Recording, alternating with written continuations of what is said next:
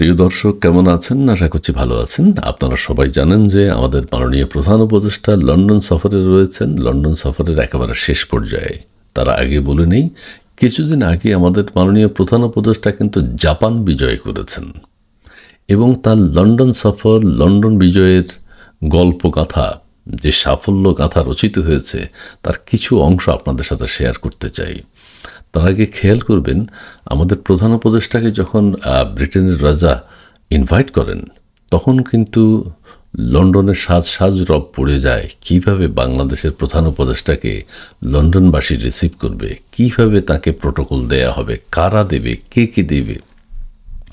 সেই যখন অবস্থা, আমাদের প্রধান উপদেষ্টা যখন লন্ডনের মাটিতে পা রাখলেন, তখন আমরা কি দেখেছি? ব্যাপক বিক্ষোভের মধ্য দিয়ে তাকে কিন্তু রিসিভ করা হয়েছে এবং এই বিক্ষোভের এই মুহূর্তে তিনি কিন্তু অন্য পাশ দিয়ে অত্যন্ত সাধারণ নাগরিকের মতো তার হোটেল কক্ষে চলে গেছেন। এবং এই যে সাধারণ মানুষের মতো যাওয়া, তার আগে বলে নেই, তাকে কিন্তু ব্রিটেন সরকার কোনো প্রোটোকল দেয়নি। তারপরও কিন্তু নিরাপদে তিনি হোটেল কক্ষে চলে গেছেন। তার এই যে সাধারণ মানুষের মতো প্রোটোকল ছাড়া হোটেলে চলে যাওয়া, এই সাধারণের মতো চলাফেরা তাকে অসাধারণ করে তুলেছে। এবং তারপরেই আমরা কি দেখেছি? ব্রিটেনের জাতীয় নিরাপত্তা উপদেষ্টা তাদের ব্যর্থতা ঢাকতে থর থর করে কাঁপতে কাঁপতে আমাদের প্রধান উপদেষ্টার সাথে দেখা করেন এবং তার শরীর স্বাস্থ্যের খোঁজখবর নেন। তিনি কেমন আছেন, কিভাবে এয়ারপোর্ট থেকে হোটেল পর্যন্ত আসলেন, সেই খবর তিনি নিয়েছেন এবং সরি বলেছেন যে আমরা প্রোটোকল দিতে ব্যর্থ হয়েছি। তারপর আমরা কি দেখলাম? লন্ডনের বিভিন্ন জায়গায় আমাদের প্রধান উপদেষ্টার আগমন উপলক্ষে ব্যাপক বিক্ষোভ সমাবেশ হয়েছে। তারপর আমরা কি দেখলাম? যে আমাদের শফিক সাহেব যখন একবার বাংলাদেশ হাইকমিশনে গেলেন, তখন দেখলাম যে তাকেও ব্যাপক বিক্ষোভের মাধ্যমে রিসিভ করা হয়েছে, অভিনন্দন জানানো হয়েছে এবং বিভিন্ন ডাস্টবিনের আমরা ছবি দেখলাম। সেই সব ডাস্টবিনে আমাদের প্রধান উপদেষ্টার ছবি অঙ্কিত এবং আমাদের প্রেস সচিবের ছবি অঙ্কন করা আছে। কাজে তাদেরকে সম্মান জানানো হয়েছে ব্যাপকভাবে।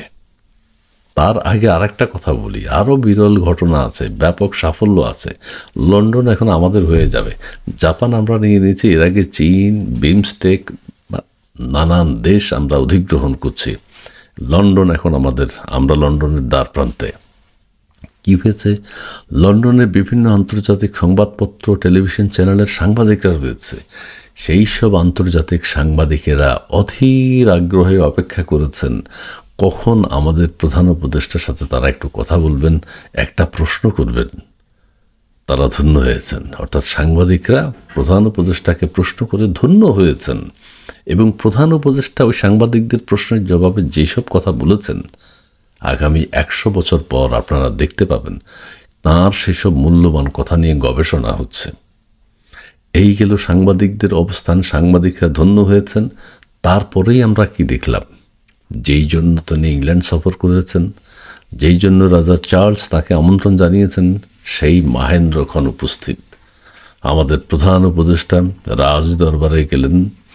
প্রিন্স আমাদের প্রধান উপদেষ্টার সাথে দেখা করে ব্রিটেনের রাজা ধন্য হলেন। তাঁর যে অপেক্ষার পালা শেষ হলো। আমাদের প্রধান উপদেষ্টা এবং ব্রিটেনের রাজা একদম ব্যক্তিগত কথা বললেন, কোনো রাষ্ট্রীয় কথা না। আধা ঘন্টা তারা দাঁড়িয়ে দাঁড়িয়ে কথা বলেছেন। আমরা সেই দাঁড়ানো ছবিও দেখেছি এবং আমাদের প্রধান উপদেষ্টার সাথে রাজা কথা বলে নিজে ধন্য হয়েছেন এবং ব্রিটেনের বিভিন্ন অভিজ্ঞতার কথা এবং রানীর কথা তারা পরস্পর শেয়ার করেছেন। আমাদের যে প্রধান উপদেষ্টার ফার্স্ট লেডি সম্পর্কে আমাদের প্রধান উপদেষ্টা রাজাকে জানিয়েছেন, প্রধান উপদেষ্টা আবার রানীর খবর নিয়েছেন। মানে ব্যক্তিগত আলাপে তারা মত্ত ছিলেন আধা ঘন্টা দাঁড়িয়ে দাঁড়িয়ে। এরপর আমরা কি দেখলাম? যে আমাদের প্রধান উপদেষ্টা যে জন্য ইংল্যান্ড সফরে গেছেন, সেই মহেন্দ্রক্ষণ, কোন মহেন্দ্রক্ষণ? দ্বিতীয় মহেন্দ্রক্ষণ, অর্থাৎ তিনি আজ পুরস্কার গ্রহণ করবেন।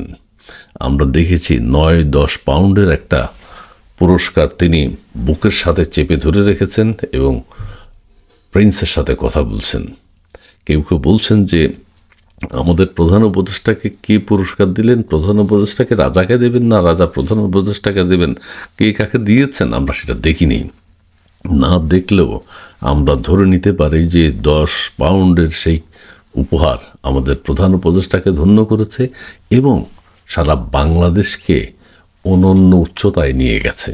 আমরা সেই সাফল্য দেখেছি নিজের চোখে, আমরা পত্রিকায় দেখেছি, আমরা মুগ্ধ হয়েছি, আমরা কৃতার্থ হয়েছি যে আমাদের প্রধান উপদেষ্টার সারা পৃথিবীতে এত সম্মান। আচ্ছা, সেখান থেকে বেরিয়ে এসে আমাদের প্রধান উপদেষ্টা বিএনপির ভাইস চেয়ারম্যানের সাথে দেখা করলেন, দুজনেই দেখা করলেন, কথা বললেন এবং সেখানে প্রধান উপদেষ্টা তাকে ওয়েলকাম জানিয়েছেন এবং দুজনেই হোটেলে কথা বলেছেন।